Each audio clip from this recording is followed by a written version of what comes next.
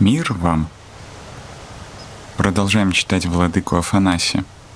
Сегодняшняя беседа называется «Три искушения в браке». Бог сотворил человека и поселил его в раю, где он существовал естественно, будучи в здравых взаимоотношениях со своей женой Евой. Их целью было не рождение детей, а познание совершенства, постижение совершенной Божией любви, что и является главной целью брака. Поэтому каждое таинство Церкви, включая брак, совершается для прощения грехов и стяжания вечной жизни. Поэтому брак есть таинство, харизма, которую Бог благословляет и подает нам в Церкви. Поэтому Церковь благословляет брак и считает семью таким местом, куда человек направляется, чтобы раскрылось его предназначение. В конечном счете целью брака является преодоление его самого. Преодолеть брак, а не превращать его в идол. Смотреть на него как на средство, призванное привести тебя к Богу. Любовь в браке не отменяется, потому что Божья любовь не отменяет любви к людям и нашей любви друг к другу. Не отменяет ни супружеской любви, ни любви к детям, а напротив делает человеческую любовь крепче, сильнее, чище, здоровее, делает ее поистине совершенной. Сегодня мы будем говорить о некоторых более практических вопросах, касающихся проблем, с которыми человек сталкивается в браке. Мы знаем, что страстей, с которыми мы призваны бороться, основных, тех, что борют человека, и из которых рождаются остальные страсти, три: славолюбие, то есть эгоизм, сребролюбие и сластолюбие. Почему мы так считаем? Из учения отцов Церкви и из их опыта, а главное из святой жизни Христа, описанной в Евангелии, с очевидностью явствует, что дьявол воевал против Христа с помощью этих трех искушений. Первое — это искушение эгоизма, славолюбие, самомнение, гордость. «Если ты Сын Божий, бросься отсюда вниз», — говорит он ему. Лука 4:9. Второй помысел — помысел сластолюбия, когда дьявол предлагает Христу превратить камни в хлеб. И третье искушение — сребролюбием, когда искуситель предлагает ему богатство всего мира. Разумеется, Христос отверг все эти три искушения и таким образом победил дьявола. Эти же три искушения возникают и перед каждым человеком. Эгоизм, из которого рождаются все прочие страсти, а также сребролюбие и сластолюбие. С другой стороны, у нас имеются и три харизмы, три высшие добродетели Святаго Духа, а именно вера, надежда и любовь. Они идут вместе. Вера — это основа, на которой зиждутся надежда и любовь, так же, как и эгоизм есть основа, из которой рождаются сребролюбие и сластолюбие. Семейный человек, стремящийся к совершенству во Христе, должен будет бороться, как и всякий подвязающийся христианин, будь то монах или мирянин, с этими тремя большими и главными страстями. Первая страсть, как мы сказали, это эгоизм. Как же он проявляется на деле? Что он означает? Само слово дает нам ответ — эгоизм. То есть состояние, когда все вращается вокруг нашего эго. Только я и никто другой. Я так думаю, я так считаю, я так хочу, мне так нравится, я хочу, чтобы было так.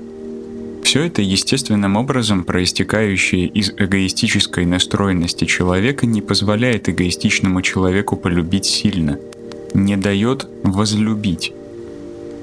Причина в том, что он не может превозмочь себя, он замкнут в своем индивидуализме. Эгоистичный человек не может ни возлюбить, ни смириться. Как же он смирится, когда он эгоист? Он даже не может признать своих ошибок, потому что всегда и во всем оправдывает себя. Эгоист не может общаться. Он не способен на это, потому что для того, чтобы общаться с другим человеком, надо выйти за пределы самого себя, надо услышать другого. Но чтобы услышать другого и услышать в точности то, что он сказал, прежде всего надо, чтобы замолчал ты сам, чтобы у тебя не было своих мыслей, помыслов, чтобы у тебя не было предрассудков, чтобы ты заранее не был предрасположен к чему-то, чтобы ты мог затем с легкостью поставить себя на место другого человека.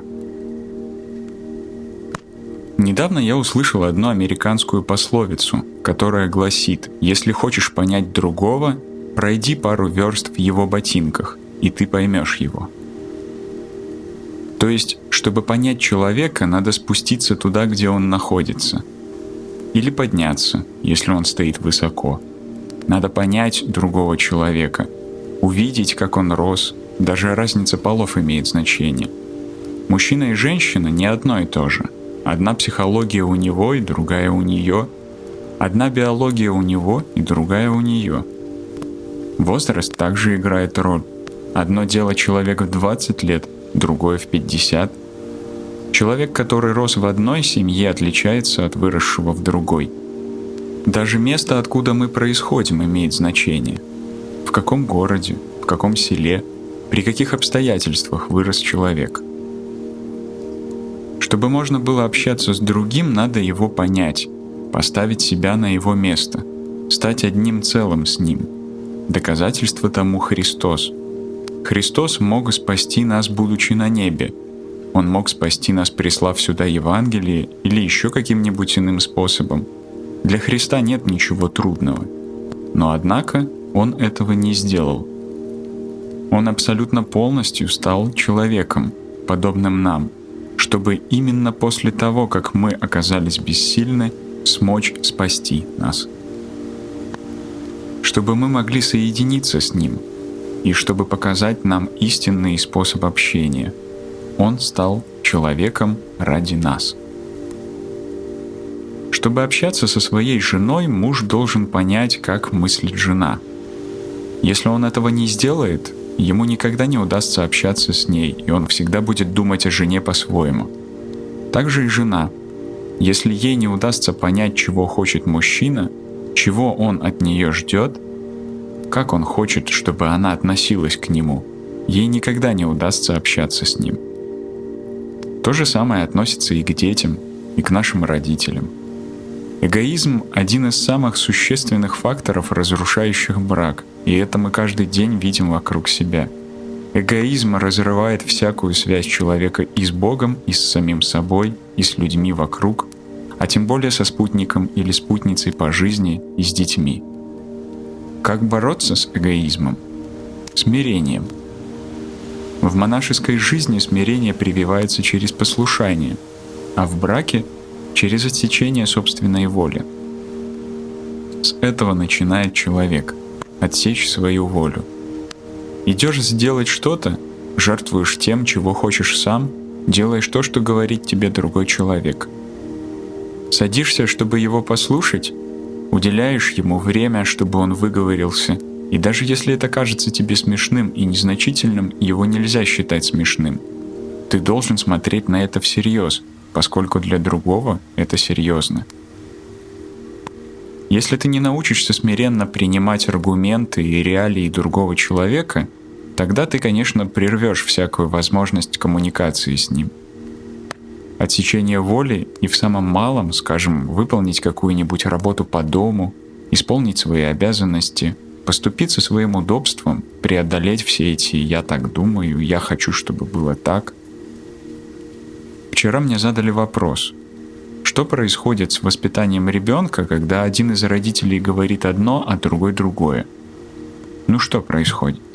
У нас налицо два родителя-эгоиста, которые в конце концов испортят своего ребенка, потому что никто из них не смиряется и не признает: у моего мужа тоже есть право воспитывать ребенка, у моей жены тоже есть право воспитывать ребенка, не я один знаю, как и что надо. Например, мать сказала что-то по поводу ребенка. Супруг не должен сразу же опровергать это и любой ценой требовать, чтобы жена согласилась с ним. Как мы уже сказали, отец держится определенным образом, а у матери иные поведения и место в детской психике. Когда ты не соглашаешься с другим человеком и думаешь, что только ты знаешь все, и только ты один можешь высказываться по поводу воспитания ребенка, тогда ты, несомненно, унижаешь своего партнера, который или замолчит, или, если это муж, возьмет газету и буркнет: «Воспитывай его сама. Если хочешь, чтобы я его искупал, позови». А может, супруги станут кричать, ругаться и так далее. И в доме начнется хаос. Вслед за эгоизмом мы сталкиваемся со сребролюбием. Услышав это слово, мы думаем, что речь идет о любви к деньгам. Однако сребролюбие не только это. Почему же сребролюбие грех? Ведь у всех у нас имеются деньги. И у вас есть деньги, и у меня есть деньги, и у церкви есть деньги, и у монастырей есть деньги, и у Христа были деньги. Проблема не в деньгах. Деньги сами по себе не что-то плохое. Плохо сребролюбие. Что же оно собой представляет? Напоминаю вам, какая добродетель является второй — надежда. Первой является вера, и в связи с ней мы сказали, что эгоист не может уверовать, потому что он верит лишь в себя. Верит в себя, только он один и никто другой. Эгоист в сущности является неверующим. Он не раскаян, замкнут в себе самом. Эгоизм не позволяет ему сделать ничего. У сребролюбца же нет надежды на Бога, которая является второй добродетелью после веры, потому что он надеется на свои деньги. Я должен чувствовать карман полным. Есть старые люди, лет эдак под 100, у которых полно денег в банке, и которые дрожат над ними, потому что берегут их на старость. Сами стоят на пороге смерти в буквальном смысле слова, а хранят в банке 1000 лир. Для сребролюбца немыслимо потерять их, потому что у него нет надежды на Бога. Он надеется на деньги. В этом суть греха. И не только на деньги, но и на свои знания. Я полагаюсь на свои знания. Я представляю собой нечто. У меня есть власть, есть положение, есть образование, финансовое благополучие. Грех надеяться не на Бога, а на свои силы, на свое состояние, на свое знание, на свои способности, на свою красоту и все прочее, потому что это похищает сердце твое у Бога и прилепляет его к чему-то иному. Ты надеешься, что ты так красив или так красива, что тебе и нужды нет взглянуть на кого-нибудь вокруг. Уйма молодых людей желает видеть тебя своей женой, но ты всех отвергаешь, потому что думаешь, что придет сказочный принц и попросит твоей руки. Вы много таких сказок читали, помните? Как это мешает в браке? Мешает, потому что каждый замыкается на своих делах. Вы видите сегодня, что в каждой второй семье супруги тратят деньги по отдельности, и каждый месяц они садятся вместе и подводят итоги. Я советую им нанять бухгалтера, чтобы разобраться во всем этом и не ругаться, кто из них потратил больше. Один оплачивает счет за воду, другой за электричество, за бензин, они все подсчитывают и так платят. Мало людей переступают через это и устраивают так, чтобы в семье распоряжались деньгами все, и при этом не испытывали боязни перед другим человеком. Идут покупать дом и боятся.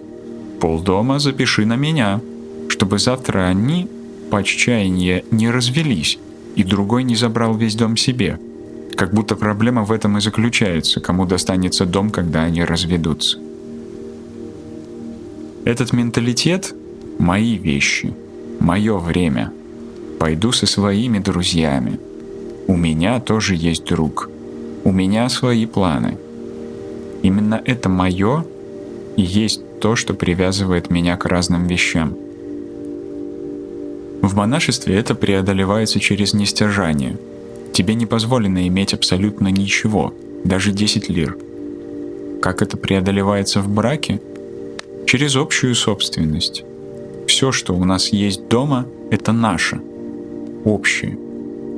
Апостол говорит, что мы не имеем власти даже над своим собственным телом. Даже я сам не принадлежу себе. В одном тексте святого Иоанна Златоуста есть такие слова: «Что ты говоришь постоянно о моем и твоем? когда мое тело принадлежит не мне, а тебе, а твое тело принадлежит не тебе, а мне. Один принадлежит другому. Нет моего и твоего. Вы видите, что общая собственность была отличительной чертой ранней христианской церкви, потому что у людей тогда была надежда на Бога, и они не надеялись на нечто другое. У нас нет надежды на Бога. Мы надеемся на свои силы.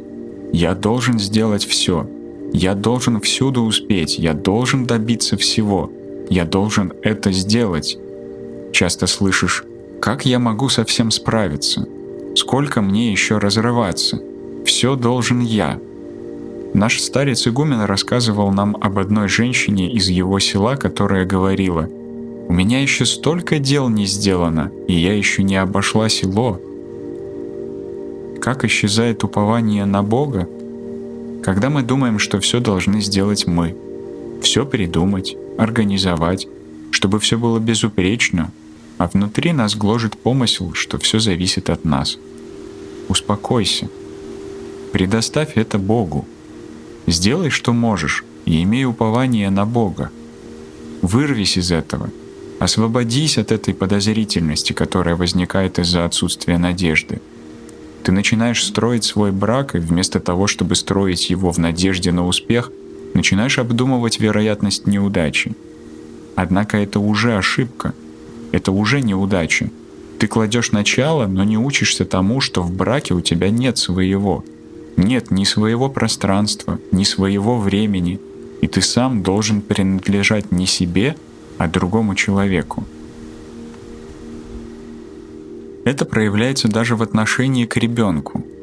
Мать говорит: «Мой сын», «Твой сын», «Твоя дочь», а не наш ребенок. Итак, эта приверженность к моему, твоему и чьему бы то ни было поистине большое искушение в браке. Это разрушительный фактор, и преодолевается это через общую собственность, через общее пользование вещами с превозмоганием нашей привязанности к тому, что мы считаем своим, месту, времени, мнению. Я знаю супругов, которые ругаются из-за футбольной команды. Да, ругаются из-за политической партии, из-за уймы других вещей, и один не соглашается с другим. Все это проявление сребролюбия, это и всеобъемлющей страсти, которая отсекает надежду. Кто отсекает свою надежду на Бога, того охватывает стресс, тот изнуряет себя, переутомляется. Далее следует сластолюбие. Разумеется, в монашестве с ним борются путем девства и целомудрия, полного воздержания в отношении плоти. В браке с ним тоже надо бороться. Семейный человек не может быть сластолюбивым, потому что сластолюбие разрушает брак. Почему? Потому что сластолюбивый человек смотрит на другого как на объект, а не как на личность. Да, имеется благословение на известную плотскую связь с другим человеком, имеется у нее и определенная цель — рождение детей, но не одно оно. То есть эта связь имеет Божье благословение и благословение Церкви, данное в таинстве брака. Но сластолюбие не может быть целью брака. Почему? Потому что не всегда этот сластолюбивый порыв может быть удовлетворен в той степени, в какой кто-то рисует его в своем воображении. У другого человека не всегда может быть соответствующее расположение. Он может заболеть, устать, у него может быть другое настроение в данный момент. В браке имеются разные периоды. Период беременности или отсутствия одного из супругов. Период, когда человек болеет или переживает душевный перелом, да и возраст тоже сказывается. Это все так, не правда ли? Человек взрослеет и многое меняется. И если супруг или супруга не научится превозмогать свое сластолюбие, уважать другого человека и смотреть на него как на личность, как на образ Божий, как на божественный сосуд, как на храм Святаго Духа, тогда он будет унижать своего спутника, и брачная связь распадется. Наше предание свидетельствует, насколько это почиталось раньше. Мы видим, как люди были внимательны к тому, чтобы приступить к таинству брака чистыми и непорочными. У них была, так сказать, известная философия чистоты до брака. Их связь носила священный характер.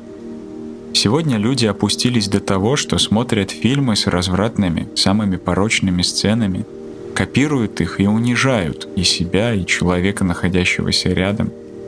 Это упраздняет священную связь, которую Бог благословил в браке, уничтожает и основу, на которой должно развиваться истинное общение между двумя людьми.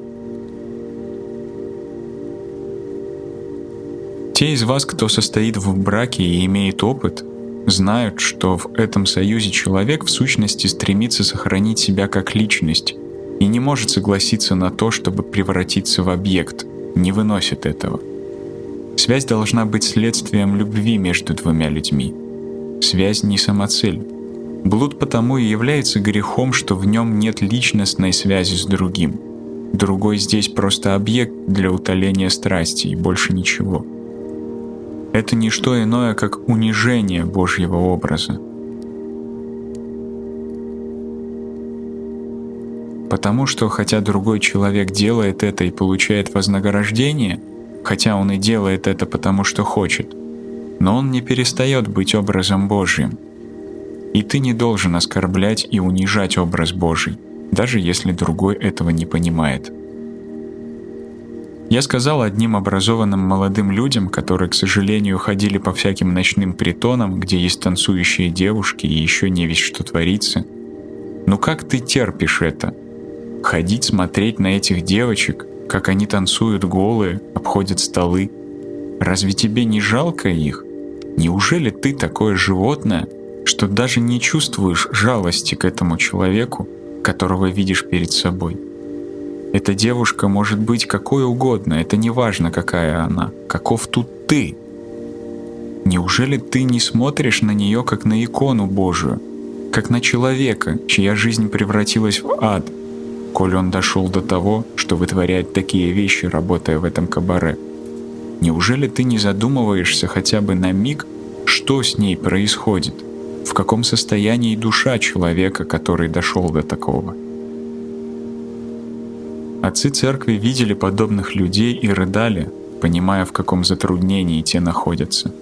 Имеется множество примеров того, как подвижники и преподобные шли в притоны, чтобы вывести этих девушек оттуда, потому что не могли смотреть на то, как икона Божия превращается в отребье в руках дьявола. Есть потрясающие рассказы. Так святой Иоанн Колов пошел в одно такое место и заплатил, чтобы его впустили. Сел на ложе блудницы и заплакал.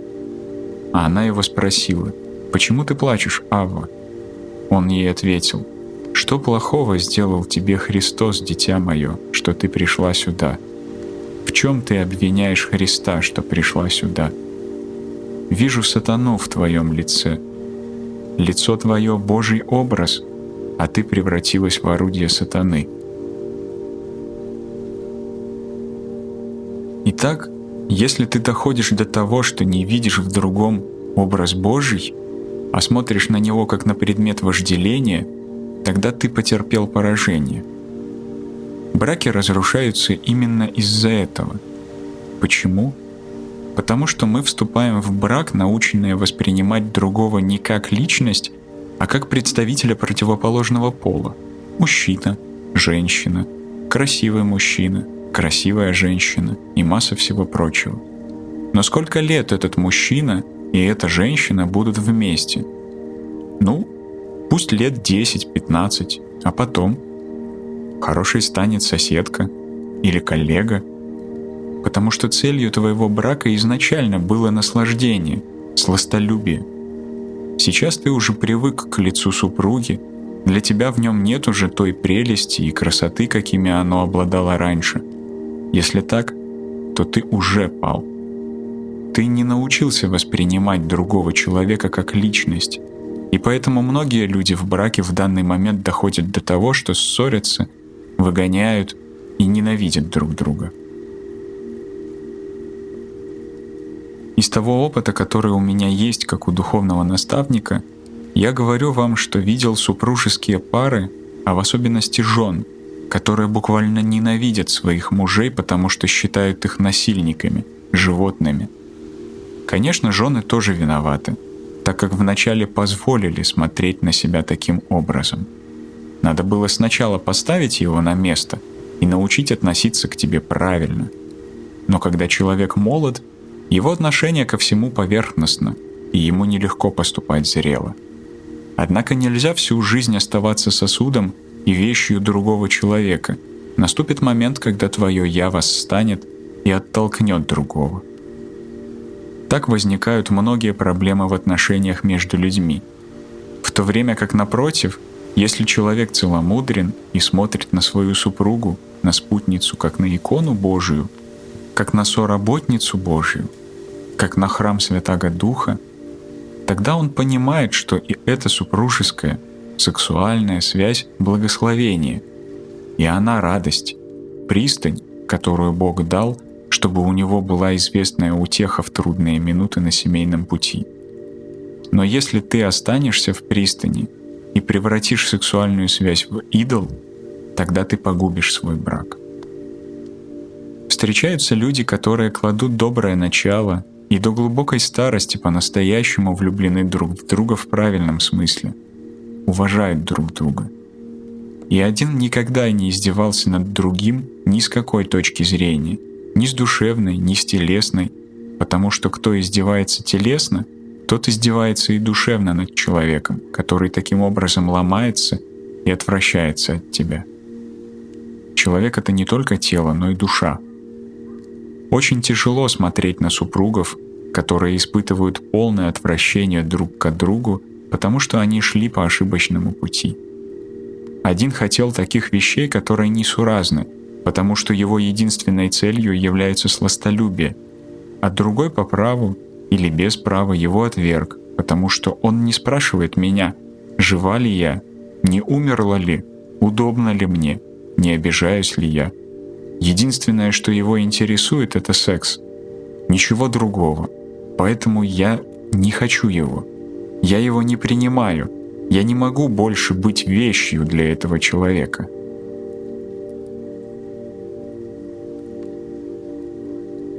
Это доказывает, что человек не может ограничить свою связь и любовь сластолюбием. Поэтому он должен научиться целомудрию и воздержанию даже в браке. Разумеется, есть периоды, когда люди должны воздерживаться. Когда жена беременна, она не может иметь супружеских отношений. Когда кто-нибудь болен, или у него имеются другие причины, по которым он не может иметь интимную связь. И тут церковь нас воспитывает. Есть период поста, воздержания, когда существует запрет на все это. Период, предшествующий браку, цель которого — принимать другого как личность, а не как плоть. И все это учит тебя жить и воспринимать другого человека целомудренно. Когда мы начинаем свой путь с целомудрия и воздержания, мы продвигаемся вперед, поскольку наша связь с другим человеком правильная. Тогда любовь Божия поддерживает нашу жизнь, и наши отношения и дела получают священный характер.